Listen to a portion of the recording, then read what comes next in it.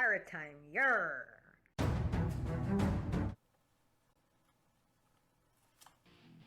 So tonight is going to be a different live, a different kind of live. I'm not going to talk about what I normally do. Means I'm not going to write anything, and we're not going to switch to the writing modes. What we're going to do tonight is talk a little bit about a movie that I liked a lot. And I liked this movie, which is Birds of Prey, as you can see, mostly because Harley Quinn, obviously. Anyway, the first thing to say about Harley Quinn is that the character, the well-known character that has a whole bigger story, a really big, much bigger story than just two movies, that character there is one of the most loved by women across the world, girls across the world, and it's one of those characters in which a lot of women identify. But there's one particular about Harley that is not very, how do I say it? It's not something to go proud of. And that's exactly what makes Harley Quinn, what turns Harleen Quinzel into Harley Quinn. She gets manipulated by a sociopath. She is a praised psychiatrist. This is shown in Suicide Squad too, so I'm allowed to know this. So she is a praised psychiatrist, and she is very good at her job. She's very dedicated to her job, and she spends a lot of time working. And when she meets the Joker, she falls in love with him and with his view of the world. And that's when the whole honeymoon phase starts with her sociopathic love, and she gets manipulated by the sociopath. Now, psychopaths and sociopaths, if we want to call them that, even though it's not the technical description because it would be antisocial personality disorder, that kind of person there can be of two types. One is made and one is born. So we're not talking about the born kind, we're talking about the made kind, because the Joker became. So we're talking about what normally is defined as sociopath. You see a part of that also in Suicide Squad. That's also very, very well described in Suicide Squad when she's at the end of the whole thing and she realizes that she would want to have a family with the Joker. So what she's looking for is basically love. So Harley Quinn's most core issue is that she's looking for love. I thought for a very long time that she might have what's it called again? One of these social disorders, the one that is the histrionic personality disorder, but she does not, and it's shown very well through Birds of Prey, and we're going to see that. Spraying cheese thing, cheese stuff in her mouth. She's throwing knives at the Joker. She feeds a man to a hyena. Normal stuff, you know. That's actually a very important detail, in my opinion. The fact that she gets a hyena and that she feeds the guy to the hyena, because she's still in the Joker's aura. It's not like having a relationship ends what we've been through that relationships immediately once the relationship is over. Some strings are going to be attached, some things are going to keep going, especially the identity matter. Hallie says through the first part that she had lost her sense of self. She had lost her identity. She didn't know who she was anymore. It makes sense that they lose who they are to enter the relationship. And this is actually a specific kind of reaction. Some people would react wanting to be special. Some other would react wanting to merge into the other person. That's also a very, very good kind of victim. A person that never says no can be abused in any possible way. That's basically the point. A person that has issues with saying no can be abused in any possible way. At the same time, you could say that in Birds of Prey, and through Birds of Prey and through Suicide Squad, you see her say no. Well, that's probably because being unable to say no to a partner is very different to being unable to say no to a crowd or to a boss at work or to oneself. A person that is able to annihilate themselves in a relationship is probably the best person ever telling a no to themselves and to other people, but not to the partner. One side we have a hyena, which is basically her party side, I would call it. It's the two sides of Harley's personality: the sweet, kind-looking, fastidious, fluffy exterior, the beaver, and her crazier, most deranged side, which is partially connected to the Joker. She gets the hyena at the very beginning of the movie, and then when people chase her, the hyena goes lost, and the hyena only comes back at the end of the movie. Spoiler! Spoiler! Anyway, the hyena only comes back at the end of the movie. That's very interesting, because her harsher part gets to come back only after she's done her path of growth through the entire movie. And that's what Montoya says in the scene afterwards. Harley just opened the hunt to herself, and it was not an intelligent move. Harley does not see that coming. Why is that? We're talking about a psychiatrist, the character that is described to be probably the most dangerous of all Batman villains. I read that a lot online, that she's considered very dangerous because she's manipulative, she's a psychiatrist, she knows how to enter people's mind, but she does not see the hunt to her coming. Why? That does not make sense at a first glance, but it actually does make sense with the character and with the way she's described through Suicide Squad and Birds of Prey specifically. She considers herself a nobody. She annihilates herself in the relationship. Like I said before, she does not say no to the Joker. The Joker can do to her whatever the hell he wants. She's never going to say a single no. She merges with the Joker. She becomes a part of the Joker.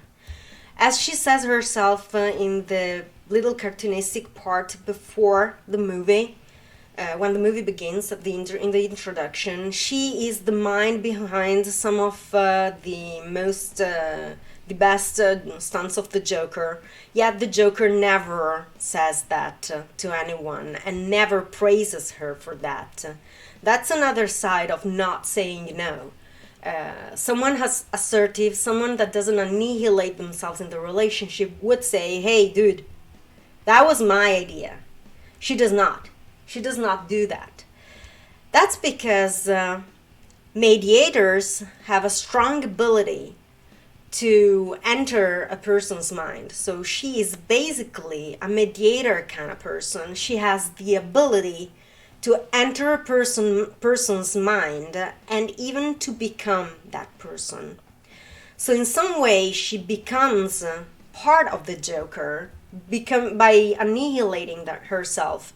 And once she does that, she oversees the fact that everything that she has done herself to people is reckoned as her own deed. That's something that she does not see. Since she was part of the Joker through that phase, since she was doing stuff with the Joker, for the Joker, and her mind was wrapped around the Joker, she does not see that everything that she has done has consequences and that people noticed her. And she also says that there's a scene in which she's talking with Black Canary, and she tells Black Canary exactly that. She says, "We are harlequins. Do you know what a harlequin is? An harlequin is someone that works for someone, is a servant. Nobody gives a damn who we are. They only see the person we're serving. Despite falling in the trap and annihilating herself for the relationships, she still knows who she's been working on when she was a psychiatrist. She still has her psychiatrist knowledge. She still knows that the Joker is a sociopath. So what I wonder is maybe in that scene she's not just needing closure for herself to keep moving, but maybe there's more. Maybe she's afraid he's not coming back. Because the Joker had done nothing to private them, to take away from her that protection that he's actually giving her, that has been given her for that long time. So he's not giving that up. He's not saying that he's not with her anymore. He's not spreading news that they broke up. So he's still playing a game. So would he come back? Would he not come back? Is the game being there without being there? Is he trying to make her take a decision? What kind of game is the Joker playing there? I was actually hoping that at some point the Joker would jump out of the blue and tell his part, because I was really curious to know what the hell was going on through the Joker's mind through the whole movie. Sorry. So like I said, there must be something that the Joker wants, that Harley has, or that he finds interesting in Harley. And it might be that thing that she says about her being the mind behind one of his best stunts. That could be the thing that makes the Joker come back to her every time. It's sure not a love interest. It's sure not a love interest. It can't be a love interest that makes the Joker come back if we take him as a sociopath as is described through both movies. They are in the prison and Cassandra tells her, "You are the crazy from the rollerblade things, from the roller thingy." And she realizes that the girl recognized her from there. Then there is another point when they get into the apartment, when they arrive in Harley's apartment, that the girl does not recognize the Joker. So that's basically when Harley has her first epiphany about being a person. She realizes in that exact moment that some people see her for who she is, that they realize her existence, and that some people, a lot of those people that are actually angry with her, are angry with her because of who she is and because they noticed her existence. To recognize that you are on your own and decide how to act next, what to do next. And obviously she goes for, okay, so if I am just business, then everybody's just business, I'm going to sell the girl. And that's what she tries to do. But then when she realizes that the girl actually liked her because of who she was, and that both her and the girl are on the same boat, she changes her mind.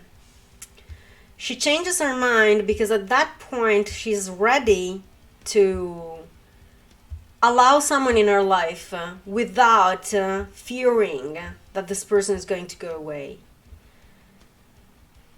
That's a very difficult passage, psychologically speaking.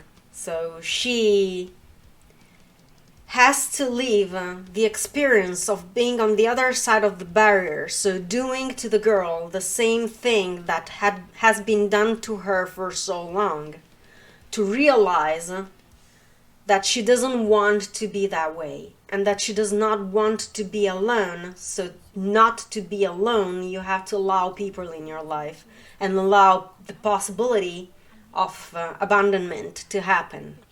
So he had already left her other times. It was something normal that the Joker sent her away and took her back and sent her away and took her back. That was something normal, something she had already experienced.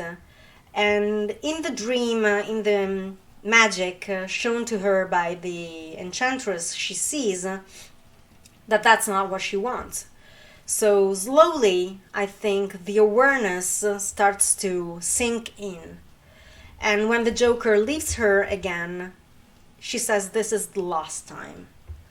This is the last time." She doesn't know if he's going to come back. She's afraid he's not coming back. She's aware that him coming back is not what she wants. This is another thing, another piece of the puzzle to add. And that's the reason why I think that they decided not to make the Joker appear again through the movie. Anyway, back to Harley. I think I made a quite in-depth analysis of the character through the story, and I don't think I left anything back actually. And I will probably come back very soon with some other movie that I watched and liked. And I hope you enjoyed what you've seen, that you enjoyed my analysis, that you understood why I loved Birds of Prey so much. Actually, at first I was a little bit disappointed because I was expecting Harley to be a villain. And when I saw she was not a villain, there was a lot of stuff lacking. And I realized that what was lacking there was actually the Joker's madness. So I was looking for the Joker's madness, and there was no Joker's madness, so I was a little bit disappointed. And so, yeah. But then when I saw better, when I watched it again, and I realized that she's an anti-hero, and I saw the parallel with Catwoman, then I realized that it was actually a great movie for me. And once again, I would be curious to see the Joker's side of the coin.